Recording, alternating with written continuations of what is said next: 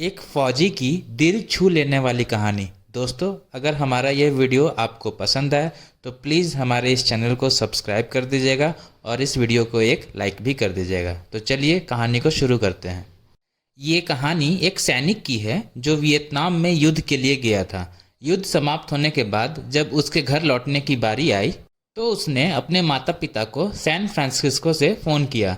माँ और पिताजी, मैं घर आ रहा हूँ, लेकिन घर आने से पहले मुझे आपसे एक बात पूछनी है। मेरा एक दोस्त है जिसे मैं अपने साथ घर लाना चाहता हूँ, क्या मैं उसे ला सकता हूँ?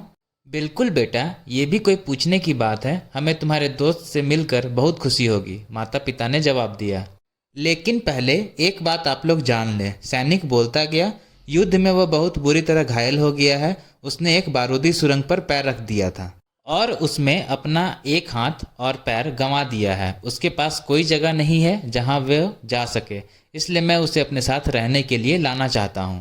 उसकी यह बात सुनकर उसकी माँ बोली, बेटा, तुम्हारे दोस्त के बारे में जानकर हमें बहुत दुख हुआ। हो सकता है हम उसके रहने के लिए कोई जगह तलाश कर सकें।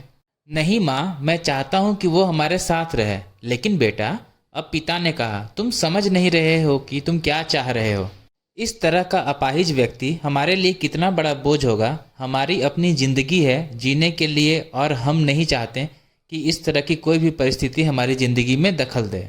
मेरे हिसाब से तुम्हें अकेले घर आना चाहिए और अपने दोस्त को वहीं छोड़ देना चाहिए। वह अपनी ज़िंदगी जीने के लिए कोई न कोई रास्ता निकाल ही लेगा। यह सुनकर उस सैनिक ने फ़ोन रख दिया। कुछ दिनों बाद उसके माता पिता को सैन फ्रांसिस्को पुलिस ने एक संदेश मिला जिसमें उन्हें बताया गया कि उनके बेटे की एक बिल्डिंग से गिरकर मौत हो गई है।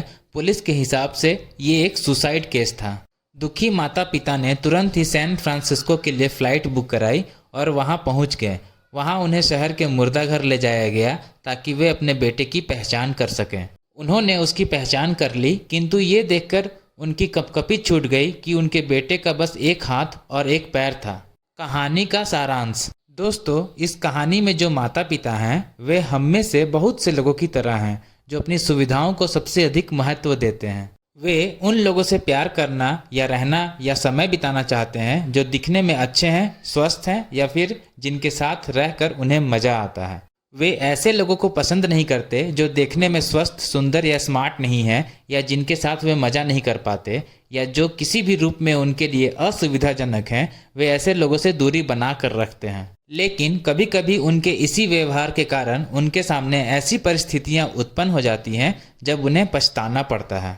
आइए लोगों को वे जैसे हैं वैसे ही अपनाएं और ज़रूरत पड़ने पर उनकी मदद करें।